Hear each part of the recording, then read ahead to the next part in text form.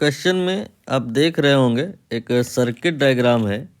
ये आपका normal circuit नहीं है, ये डायोड सर्किट है।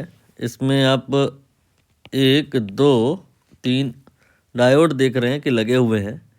इस प्रकार के सर्किट को सॉल्व करने का तरीका होता है कि आप डायोड को टेम्परेरी बेसिस पे शॉर्ट सर्किट मान लें। तो कोई एक पर्टिकुलर डायोड यहाँ पर मैं पिक कर लेता हूँ। सपोज़ ये आपका D1 है, इसे आप शॉर्ट सर्किट मान लो। शॉर्ट सर्किट का मतलब replace that with a connecting wire. तो यहाँ पर ये मैंने डायोड यहाँ से हटाया और इसकी जगह नॉर्मल मैंने एक वायर लगा दिया। ठीक, अब आप ये देखिए कि जो अगर करंट फ्लो होगी इस जगह पे तो कैसे फ्लो होगी, बैटरी की पोलैरिटी से डिसाइड होगा। ये बैटरी के प्लस से करंट निकलेगी और D1 से होते हुए माइनस पे एंटर करेगी। This will be the direction of the current if you assume here what, a connecting wire in place of a diode. Now आप यहाँ पे अब डायोड ही मान लो और देख लो कि ये जो एरो है और ये जो एरो है क्या ये मैच हो रहे हैं। अगर मैच हो रहे हैं इट मीन्स जो एजम्पशन आपने लिया था वो सही था, अदरवाइज रॉन्ग। तो यहाँ मैच हो रहा है, इसका मतलब आप यहाँ पर कनेक्टिंग वायर ही माने थे, ठीक मान लिए थे। नाउ ऐसे ही आप और भी जो डायोड दिखाई दे रहे हैं उनके लिए अप्रोच करें।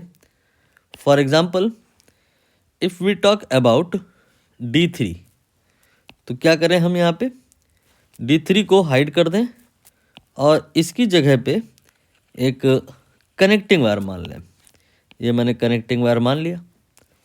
अब करंट देखिए बैटरी के प्लस से निकलेगी और D3 में इस तरह से होते हुए माइनस पर एंटर आ जाएगी। तो direction of the current in D3 आपने यहाँ पे बना ली है।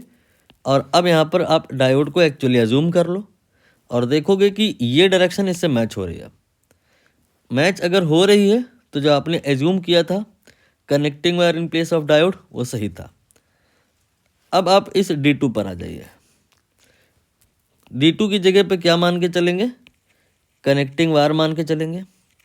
यहाँ पर मैंने ये कनेक्टिंग वायर मान लिया और अब हम देखेंगे करंट किस प्रकार से फ्लो होगी।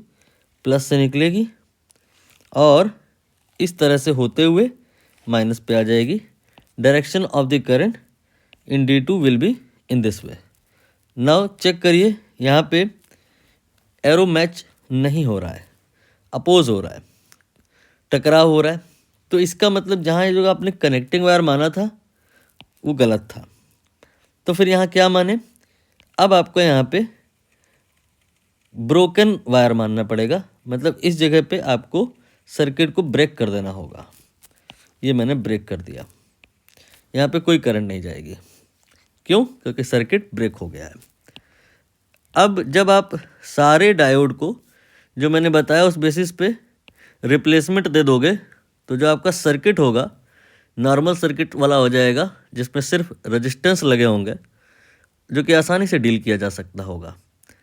यहाँ पे जहाँ पे करंट नहीं जा पा रही है आप उसको डिलीट कर सकते हैं वहाँ से। Let me copy this circuit again और हम यहाँ पे जहाँ पे करंट नहीं जा पा रही है उस रेजिस्टेंस को ही डिलीट कर देंगे तो सर्किट और इजी हो जाएगा। यहाँ पर हम 10 ओम के इस रेजिस्टेंस को पूरी तरह से यहाँ से एलिमिनेट कर देंगे। Now see we have here only 3 resistance, जिसमें से 2 सीरीज़ में है और फिर तीसरा देखोगे तो वो पैरेलल में दिखाई देगा। कौन से 2 यहाँ पे सीरीज़ में है, एक ये वाला और एक ये वाला, दोनों में सेम करंट जाएगा। तो इन दोनों का इक्विवेलेंट बना लीजिए। इस पॉइंट को आप चलिए कुछ मार्क कर लो, A और इसको B और इसको C। तो ये दोनों रेजिस्टेंस के बिहाफ पर एक सिंगल रेजिस्टेंस आएगा जो कि A और B के बीच में लग जाएगा। तो यहाँ पर ए बना लिया मैंने, फिर यहाँ पर बी बना लिया मैंने, और अब हम इन दोनों का इक्विवेलेंट बनाएंगे। ये भी शायद 10 ओम ही था, जी हाँ, तो दोनों 10 ओम, सारे 10 ओम है, तो ये आपका दोनों मिला करके हो जाएगा 20 ओम, राइट। इसके बाद में जो और रेजिस्टेंस रह जा रहे हैं उनको ड्रॉ करेंगे। एक 10 ओम का अभी रह जा रहा है, विच वन, दैट वन। इसको भी आप ए और बी के बीच में ही मानेंगे, भाई बी यहाँ है, यहाँ भी तो मान सकते हैं, तो ए और बी के बीच में ही ये वाला रेजिस्टेंस भी लगा है, आप इसे लगा लें। अब ये जो शक्ल है देख करके समझ आ रहा होगा कि बता रही है कि ये जो दोनों रेजिस्टेंस हैं दे आर इन पैरेलल। ये 10 और ये 10 सीरीज में थे, जुड़ करके 20 हो गया, and now this 20 is in parallel with 10 ohm. Now we have battery here negative terminal, here positive terminal. Now we combine these two, 20 into 10 divided by 20 plus 10. This will be the formula for equivalent of these two. When you solve, it come to 20 by 3. We have A here, we have B here, and now we have only a single resistance in between, value here 20 by 3. Now battery apply कर दीजिए।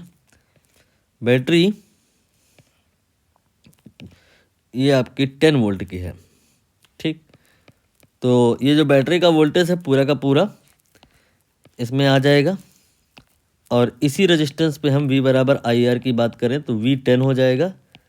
I हमें निकालना है, और R 20/3 है, यहाँ से I की वैल्यू 3/2 यानी कि 1.5 एम्पियर आएगी। ये वो करंट है जो इस रेजिस्टेंस में होगी, और जो I कहाँ से होगी, बैटरी से। बैटरी के ही द्वारा पूछी गई है कितनी करंट निकली है, तो 1.5 एम्पियर यहाँ पे आंसर हो जाएगा, ए ऑप्शन।